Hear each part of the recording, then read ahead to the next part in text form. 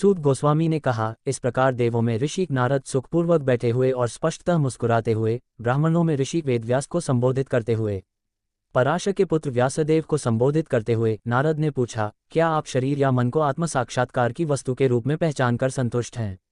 आपकी जिज्ञासाएं पूर्ण थीं और आपका अध्ययन भी अच्छी तरह से पूरा हुआ था, और इसमें कोई संदेह नहीं है कि आपने महाभारत नामक एक महान और अद्भुत ग्रंथ तैयार किया है, जो सभी प्रकार के वैदिक अनुक्रमों से विस्तृत रूप से समझाया गया है। आपने निराकार ब्रह्म के विषय के साथ साथ उससे प्राप्त ज्ञान का भी पूरी तरह से चित्रण किया है। हे प्रभु, इतना सब होने के बावजूद भी आप निराश क्यों हैं, ये सोचकर कि आप असफल हो गए हैं? श्री व्यासदेव ने कहा, आपने मेरे विषय में जो कुछ कहा है वह पूर्णतः सत्य है। इतना सब होने पर भी मैं शांत नहीं हूँ। अतः मैं आपसे अपने असंतोष का मूल कारण पूछता हूँ, क्योंकि आप स्वयंभू ब्रह्मा की संतान होने के कारण असीम ज्ञानी हैं।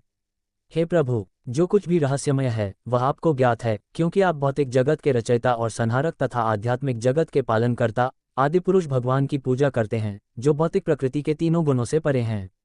सूर्य की भांति आपकी अच्छाई तीनों लोकों में सर्वत्र विचरण कर सकती है, तथा वायु की भांति आप सभी के अंतःक्षेत्र में प्रवेश कर सकते हैं। इस प्रकार आप सर्वव्यापी परमात्मा के समान हैं। अतः कृपया मेरे अनुशासनात्मक नियमों और व्रतों के अधीन पारलौकिकता में लीन होने के बावजूद मुझमें क्या कमी है, इसका पता लगाएं। श्री नारद ने कहा, आपने वास्तव में भगवान की उत्कृष्ट और निष्कलंक महिमा का बखान नहीं किया है।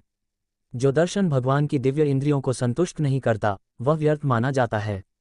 महान ऋषि, यद्यपि आपने धार्मिक अनुष्ठानों से लेकर चारों सिद्धांतों का बहुत विस्तृत वर्णन किया है, परंतु आपने परमपुरुष वासुदेव की महिमा का वर्णन नहीं किया है। जो शब्द भगवान की महिमा का वर्णन नहीं करते, जो अकेले ही संपूर्ण ब्रह्मांड के वातावरण को पवित्र कर सकते हैं, उन्हें साधु पुरुष कौं के तीर्थ के समान मानते हैं। चूंकि सर्वसिद्ध पुरुष दिव्य धाम के निवासी हैं, इसलिए उन्हें वहां कोई सुख नहीं मिलता। दूसरी ओर जो साहित्य असीम परमेश्वर के नाम, यश, रूप, लीला आदि की दिव्य महिमा के वर्णन से भरा है, वह एक भिन्न रचना है, जो इस संसार की भटकी हुई सभ्यता के अपवित्र जीवन में क्रांति लाने के लिए निर्देशित दिव्य शब्दों से भरा है। ऐसे दिव्य साहित्य अपूर्ण रूप से रचित होने पर भी शुद्ध पुरुषों द्वारा सुने, गाए और स्वीकार किए जाते हैं, जो पूर्ण ईमानदार हैं। आत्म साक्षात्कार का ज्ञान सभी भौतिक संबंधों से मुक्त होने पर भी अच्युत ईश्वर की धारणा से रहित होने पर अच्छा नहीं लगता। फिर जो सकाम कर्म स्वाभाविक रूप से प्रारंभ से ही दुखदायी और स्वभाव से क्षणभंगुर हैं, उनका क्या उपयोग है, यदि उनका उपयोग भगवान की भक्ति के लिए न किया जाए?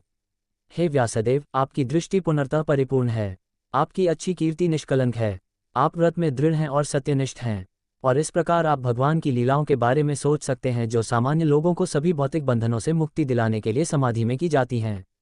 आप जो कुछ भी वर्णन करना चाहते हैं, जो भगवान से दृष्टि में अलग है, वह केवल विभिन्न रूपों, नामों और परिणामों के साथ प्रतिक्रिया करता है, जिससे मन में हलचल होती है, जैसे हवा उस नाव को हिला देती है जिसका कोई विश्राम स्थान नहीं है। सामान्य रूप से लोग स्वाभाविक रूप से आनंद लेने के लिए इच्छुक होते हैं, और आपने धर्म के नाम पर उन्हें इस तरह से प्रोत्साहित किया है। ये वास्तव में निंदनीय है और बिल्कुल अनुचित है, क्योंकि वे आपके निर्देशों के तहत निर्देशित हैं। वे धर्म के नाम पर ऐसी गतिविधियों को स्वीकार करेंगे और निषेध की शायद ही परवाह करेंगे।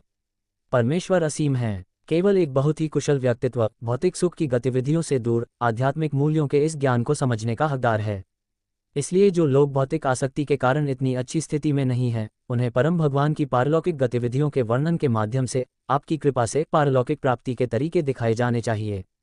जो व्यक्ति भगवान की भक्ति में लीन होने के लिए अपने भौतिक व्यवसायों को त्याग देता है, वह कभी कभी अपरिपक्व अवस्था में ही गिर सकता है, फिर भी उसके असफल होने का कोई खतरा नहीं है। दूसरी ओर एक अभक्त यद्यपि पूरी तरह से व्यावसायिक कर्तव्यों में लगा हुआ है, फिर भी उसे कुछ भी लाभ नहीं होता है। जो व्यक्ति वास्तव में बुद्धिमान और दार्शनिक हैं, उन्हें केवल उस उद्देश्यपूर्ण लक्ष्य के लिए प्रयास करना चाहिए जो सर्वोच्च लोक ब्रह्मलोक से नीचे के लोक पाताल तक भटकने से भी प्राप्त नहीं हो सकता है। जहाँ तक इंद्रिय भोग से प्राप्त होने वाले सुख का सवाल है, वह तो स्वतः ही प्राप्त हो सकता है।